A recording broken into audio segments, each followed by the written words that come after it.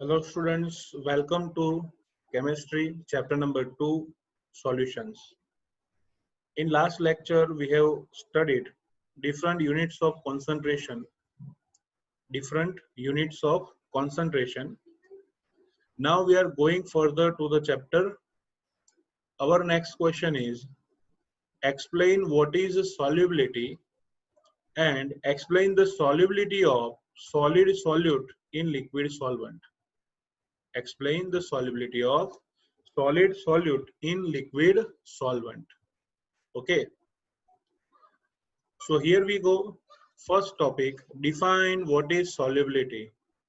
Okay, solubility का simple मतलब है the maximum amount of the substance that can be dissolved in specified amount of solvent at a specified temperature. It is known as solubility. Okay, solubility का definition है the maximum, यहाँ से start करिए, the maximum amount of substance that can be dissolved in a specified amount of solvent at a specific temperature is known as solubility. फिर से एक बार, the maximum amount of the substance that can be dissolved in a specified amount of solvent at a specified temperature is known as solubility. चाहे वो solubility gas की हो, solid की हो या liquid की हो, उसमें ऐसा लिखना है. फिर से what is definition?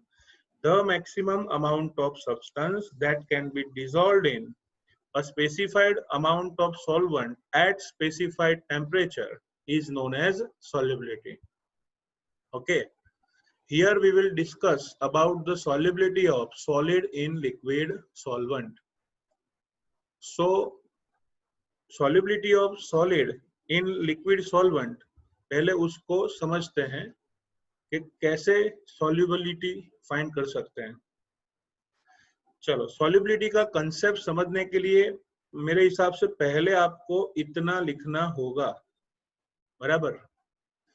कैसे? देखो, मैं एक एग्जांपल देता हूं. सपोज मेरे पास 1 kg ऑफ वाटर है, डिफाइनाइट अमाउंट ऑफ सॉल्वेंट. उसमें मैं शुगर ऐड कर रहा हूं. शुगर डिसॉल्व होगी तो धीरे धीरे कॉन्सेंट्रेशन ऑफ सॉल्यूशन इंक्रीज होगी.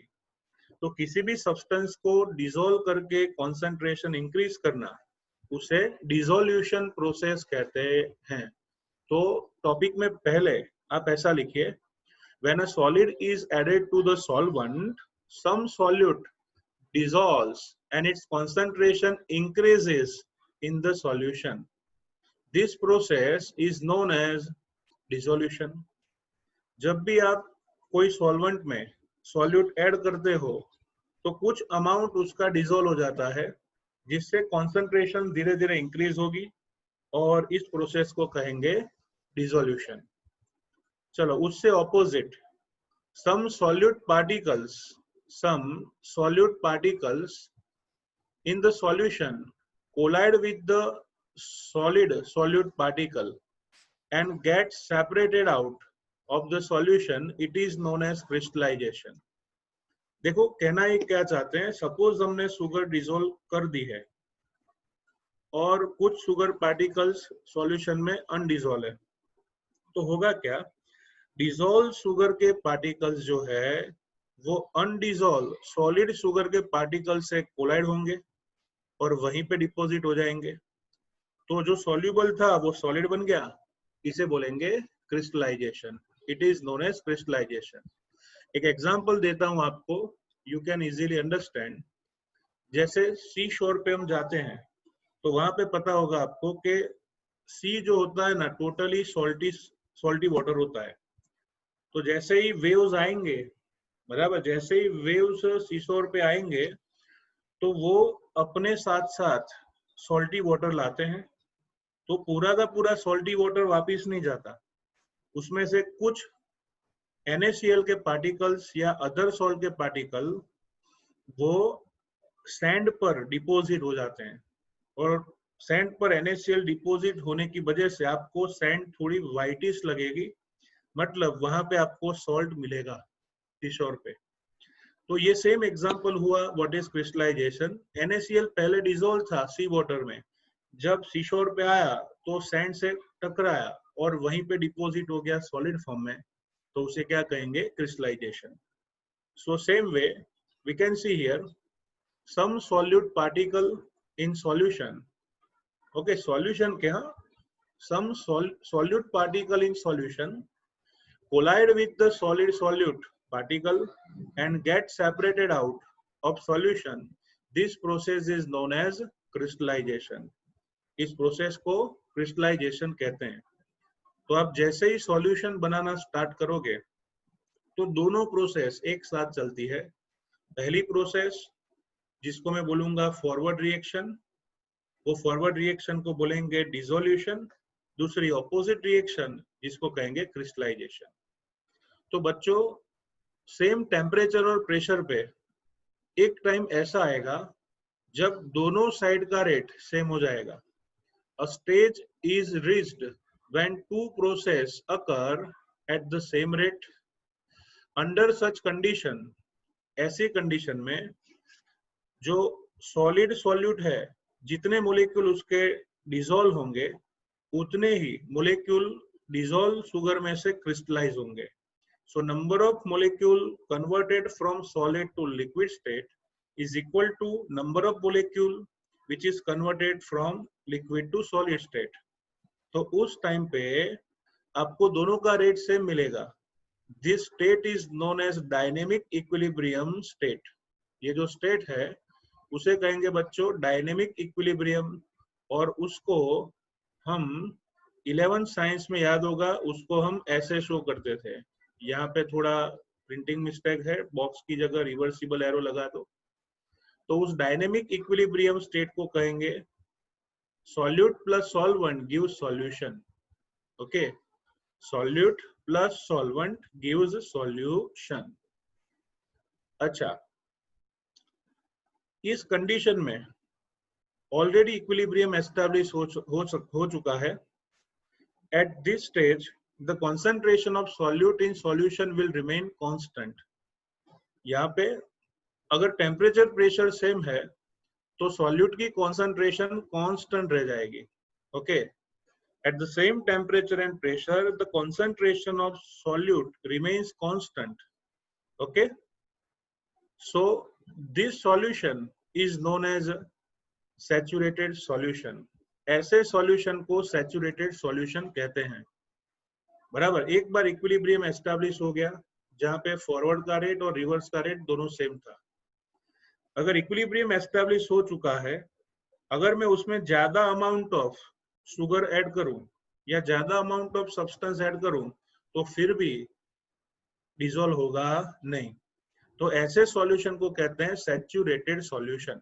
क्या कहेंगे, saturated solution. So a solution in which no more solute can be dissolved at the same temperature and pressure is known as saturated solution. Okay, जिस solution में ज्यादा solute ऐड नहीं कर सकते, dissolve नहीं होगा, तो ऐसे solution को बोलते हैं saturated solution. A solution in which no more solute can be dissolved at the same temperature and pressure, it is known as saturated solution. इसके साथ साथ ऑपोजिट डेफिनेशन देख लेते हैं अनसैचुरेटेड सॉल्यूशन की। क्या होगा, the solution in which more solute can be dissolved at the same temperature and pressure, it is known as unsaturated solution. Saturated solution dynamic equilibrium में होता है, अनसैचुरेटेड सॉल्यूशन इक्विलिब्रियम में नहीं होता है। ओके, इतना ही नहीं, अगर आपके पास सैचुरेटेड सॉल्यूशन है, उसका इक्विलिब्रियम डायनेमिक होगा ना, उसमें ज्यादा अमाउंट ऑफ सब्सटेंस ऐड करोगे डिसॉल्व होगा नहीं। मतलब जितना भी मैक्सिमम अमाउंट डिसॉल्व होना था वो हो गया। The maximum amount which can be dissolve, it is already dissolve. Okay, तो जो मैक्सिमम अमाउंट सॉल्यूट का डिसॉल्व हुआ उसकी कॉन्सेंट्रेशन को कहेंगे हम सॉल्युबिलिटी। ओके, तो इसलिए लिखा है the solution which is in dynamic equilibrium with undissolved solute is the saturated solution and contains maximum amount of solute dissolved in given amount of solvent. Okay, thus the concentration of solute in such solution is called solubility.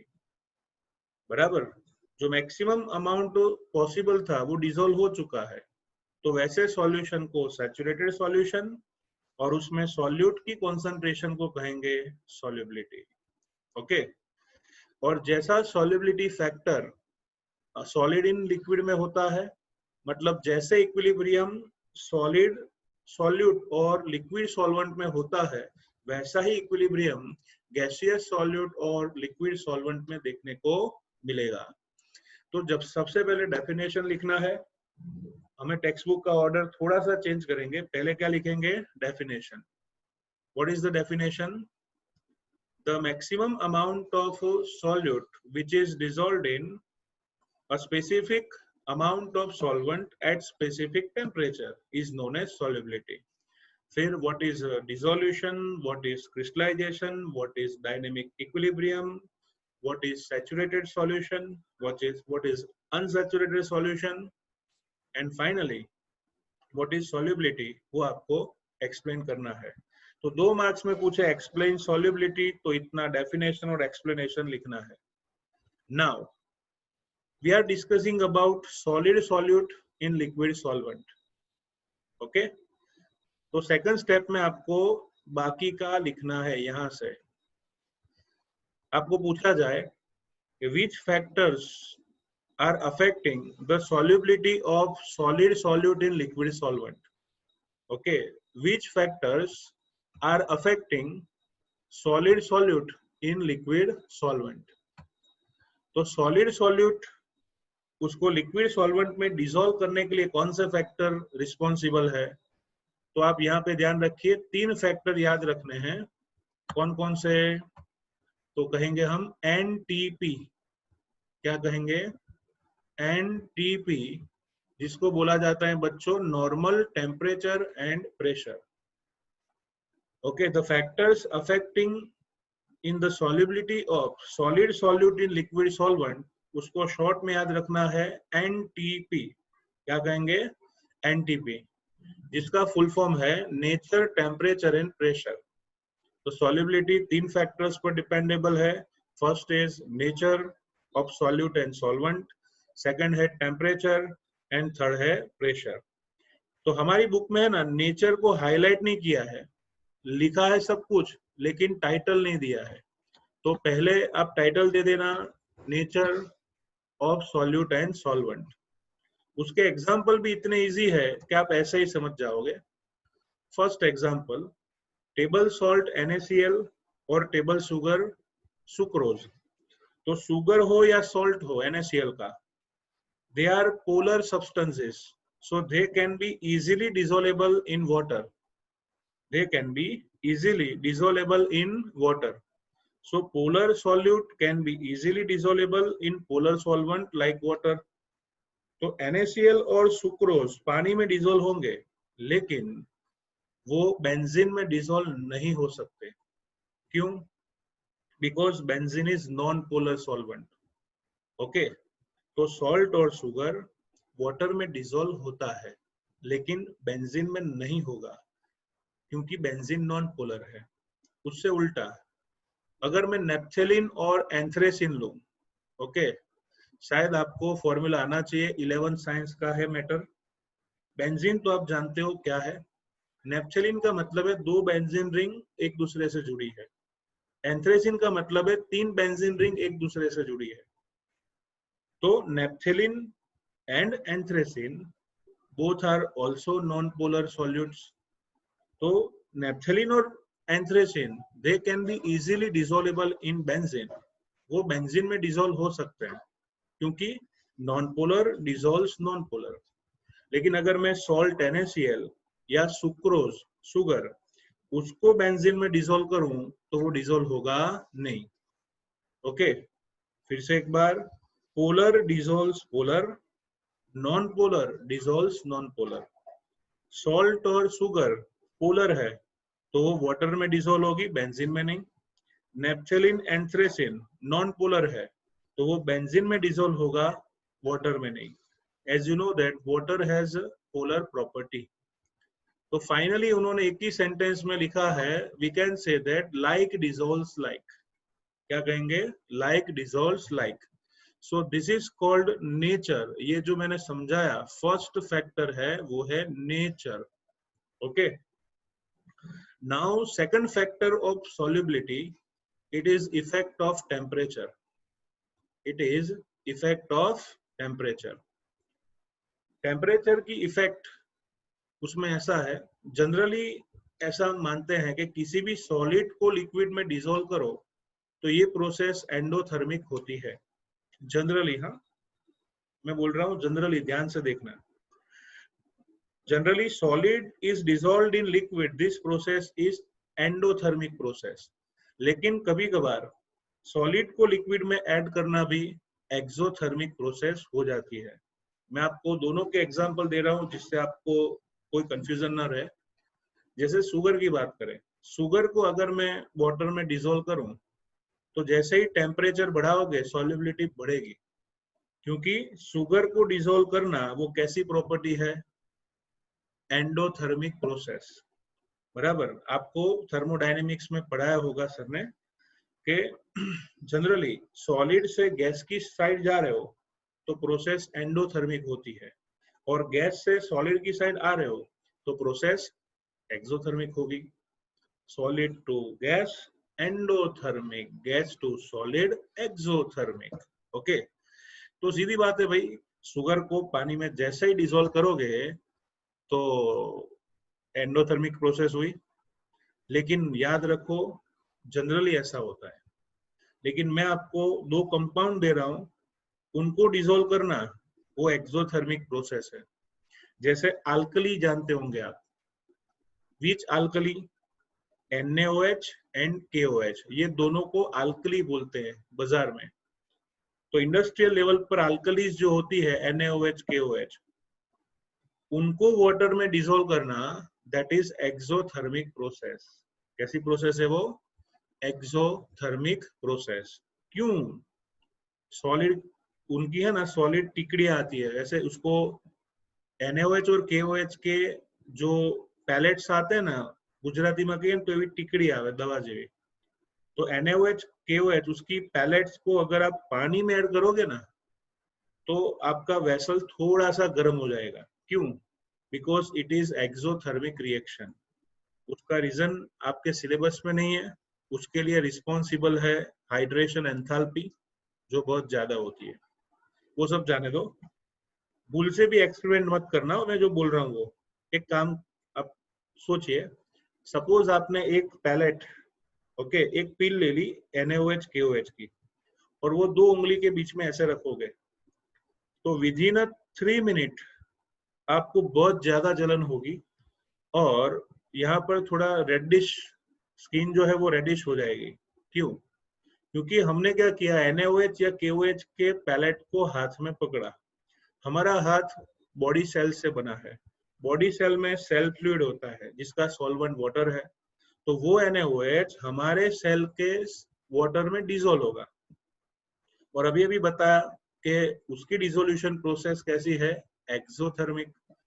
तो exothermic process होने की वजह से हमारे body cells में Golgi body बराबर, फिर DNA RNA जो कुछ भी है उनमें जलन पैदा होगी क्योंकि एनर्जी लिबरेट होती है, और आपकी स्किन रेडिश हो जाती है।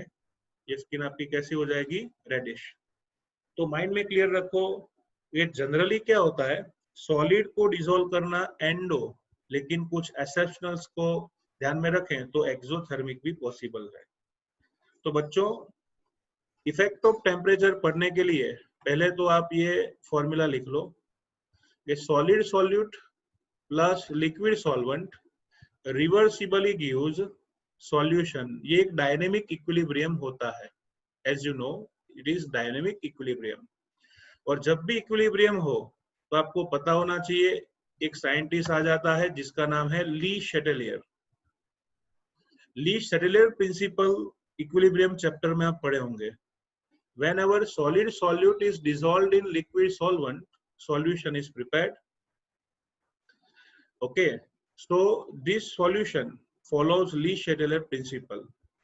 आप 11th में पढ़े हो कि अगर in general, if in a nearly saturated solution the dissolution process is endothermic, अगर process endothermic है, अगर process endothermic है, so the solubility should increase with rise in temperature.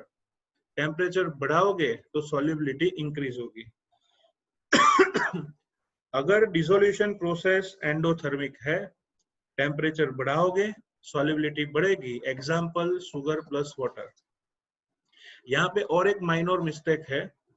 Delta H endothermic reaction में बच्चों होता है मोर देन 0. डेल्टा एच क्या होता है? More than 0. So delta H solution more than 0. तो अगर डिसोल्यूशन प्रोसेस एंडोथर्मिक है तो सॉल्यूशन की एंथैल्पी पॉजिटिव होगी, तो टेम्परेचर बढ़ाया तो सॉल्युबिलिटी इंक्रीज होगी. इससे आगे अगर वो रिएक्शन एक्सोथर्मिक है, तो रिएक्शन अगर एक्सोथर्मिक है तो सॉल्यूशन की एंथैल्पी नेगेटिव होगी क्योंकि हीट लिबरेट होती है. तो delta H solution should less than 0. तो अगर टेम्परेचर बढ़ाओगे तो सॉल्युबिलिटी क्या होनी है? डिक्रीज. सो एंडो में टेम्परेचर इंक्रीजमेंट, सॉल्युबिलिटी इंक्रीजेस. एक्सो में टेम्परेचर बढ़ाओगे तो सॉल्युबिलिटी क्या होगी? डिक्रीज. सीधी सी बात है, एक्सोथर्मिक रिएक्शन में ऑलरेडी हीट ज्यादा है तो वो खुद लिबरेट कर रहा है. आप टेम्परेचर बढ़ा के ज्यादा हीट दोगे तो उसको ज्यादा लिबरेट करनी पड़ेगी, तो टाइम बिगड़ेगा. इसलिए सॉल्युबिलिटी क्या होनी चाहिए? डिक्रीज. क्लियर? सो रिमेंबर, यहाँ पे करेक्शन कर देना. जहां पे आपको एंडो दिया है वहां होता है बच्चों मोर देन 0 और एक्सो में क्या होता है? Less than 0. Clear? This is effect of temperature on solubility of solid in liquid. Third point is effect of pressure. Okay, सीधी सी बात है, हम 11th में ऑलरेडी पढ़ चुके हैं कि solid and liquid are non compressible, क्योंकि उसमें रिजिड प्रॉपर्टी सॉलिड में होती है, लिक्विड में फ्लूइड प्रॉपर्टी होती है. तो pressure does not have any significant effect on solubility of solid in liquid. Pressure does not have any significant effect on solubility of solid in liquid. It is so because solids and liquids are highly incompressible. It is so because solids and liquids are highly incompressible and practically remain unaffected by changes in pressure. Practically remain unaffected by changes in pressure. अगर आप solid और liquid दोनों mix करके solution बना रहे हो, pressure बढ़ाओगे तो कोई फर्क नहीं होगा क्योंकि बोथ आर नॉन कंप्रेसिबल. तो आपने पढ़ा effect of temperature and pressure. तो कभी आपको 3 मार्क्स में पूछा जाए कि explain the factors affecting of solubility of solid in liquid, तो आपको 2 नहीं 3 फैक्टर लिखने हैं. Okay, first factor is nature, second factor is temperature and third factor is pressure. Okay, so it is a good question. Now we are going to start our next topic.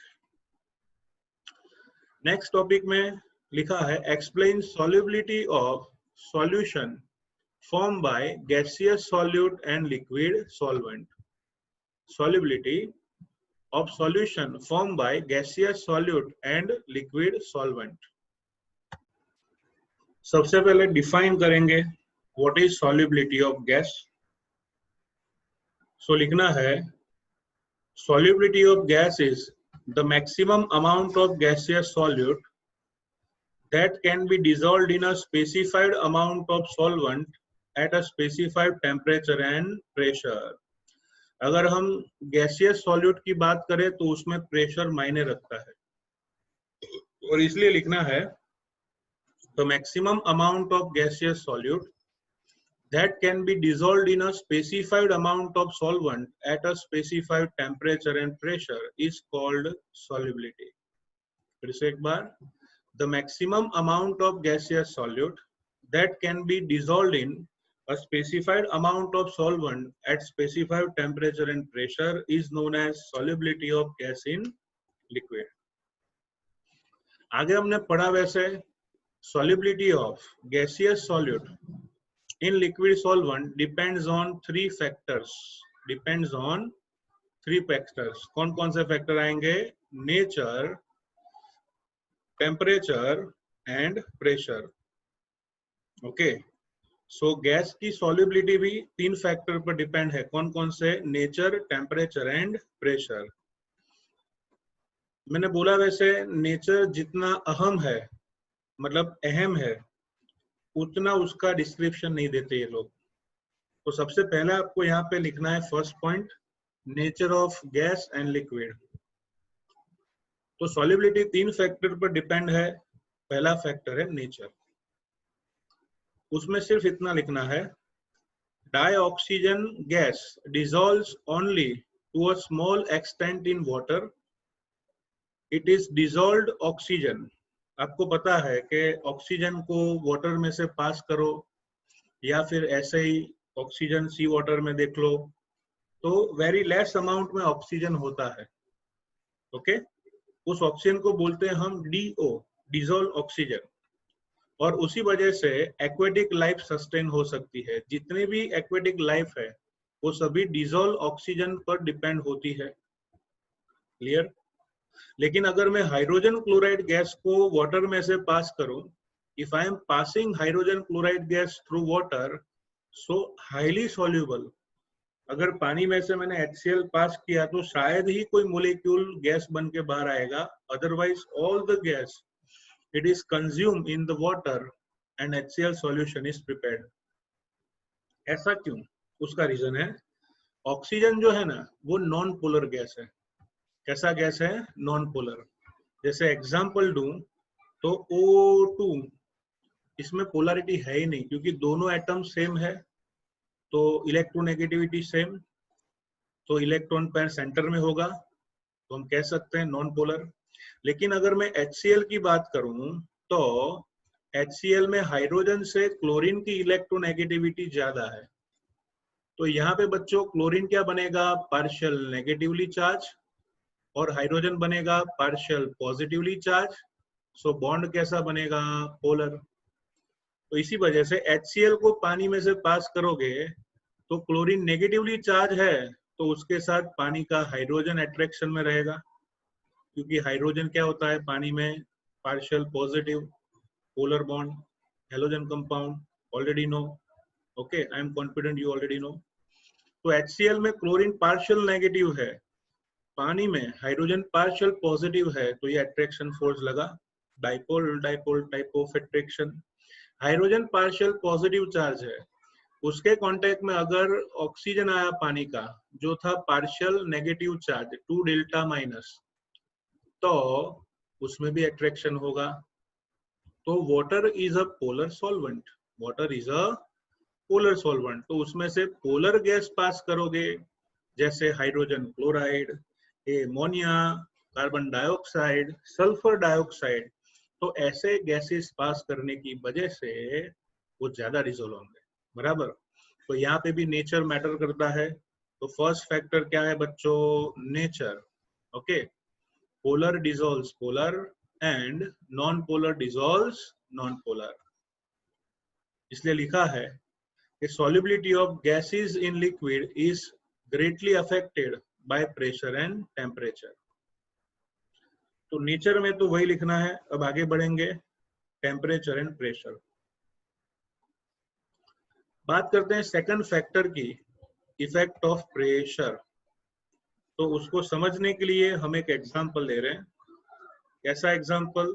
देखिए, eight definite temperature, suppose आपने ऐसा एक systematic arrangement किया है. यहाँ vessel के bottom में solution है, उसके ऊपर गैसियस सॉल्यूट रखा है, मूवेबल पिस्टन पर आपने वेट रखा है W1, जिससे प्रेशर यहाँ पे है P या फिर P1। तो डिफाइनाइट टेम्परेचर और प्रेशर मेंटेन करके आपने गैस को सॉल्यूशन के ऊपर रखा है। जैसे ही गैसियस सॉल्यूट को सॉल्यूशन पर रखोगे, दो प्रोसेस होगी। पहली प्रोसेस का नाम है डिसोल्यूशन, मतलब गैस का बनेगा सॉल्युबल लिक्विड। ओके, और दूसरी प्रोसेस को कहेंगे बच्चों वेपराइजेशन। तो जैसे ही आप सॉल्यूशन की सरफेस पर गैस को रखोगे, दो प्रोसेस एक साथ होगी। First is dissolution and second is vaporization. एक टाइम ऐसा आएगा कि जिस टाइम पे गिवन टेम्परेचर प्रेशर पे दोनों रेट सेम हो जाएंगे। The rate of dissolution is equal to the rate of vaporization. At that dynamic equilibrium state, यहाँ पे इक्विलिब्रियम एस्टैब्लिश होगा और कॉन्सेंट्रेशन सॉल्यूशन की कांस्टेंट हो जाएगी। Clear? Now what are doing now?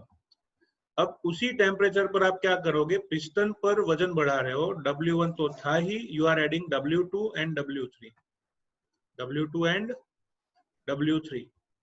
So if you are adding weight W2 W3, तो piston पर pressure बढ़ेगा, पिस्टन नीचे आएगा। पिस्टन के नीचे आने से क्या होगा?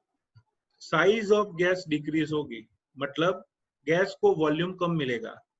इसी वजह से यूनिट वॉल्यूम में पहले जो 2 मोलेक्यूल थे, उसकी जगह यूनिट वॉल्यूम में यहाँ पे 5 मोलेक्यूल्स हो गए।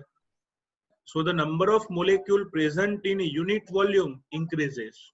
Remember, the number of molecule in unit volume क्या होगा? इंक्रीजेस।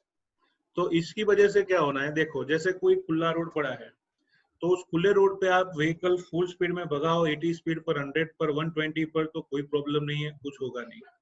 लेकिन अगर स्कूल छुट्टी हुई है बराबर, या फिर पूरा भरा ट्रैफिक है और उसमें आप एक्सीलरेटर दोगे, तो मोर देन 30 के ऊपर आप नहीं जा सकते। अगर आप जाओगे तो जेल में जाओगे, बराबर ना? बिकॉज हायर कॉन्सेंट्रेशन की तरह ट्रैफिक ज्यादा है, तो अगर स्पीड बढ़ाई तो कोलाइडेशन होगा, एक्सीडेंट कहते हैं। और एक्सीडेंट होने से बहुत सारे नुकसान होते हैं, अब तक सलमान खान भुगत रहा है, बराबर। कहने का मतलब इतना है कि if you are decreasing volume decrease करोगे, तो number of molecule per unit volume क्या होगा? इंक्रीज। उससे मोलेक्यूल एक दूसरे से ज्यादा कोलाइड होंगे, मोलेक्यूल एक दूसरे से कोलाइड हुए, वॉल से कोलाइड हुए, और फाइनली सॉल्यूशन की सरफेस पर कोलाइड होंगे।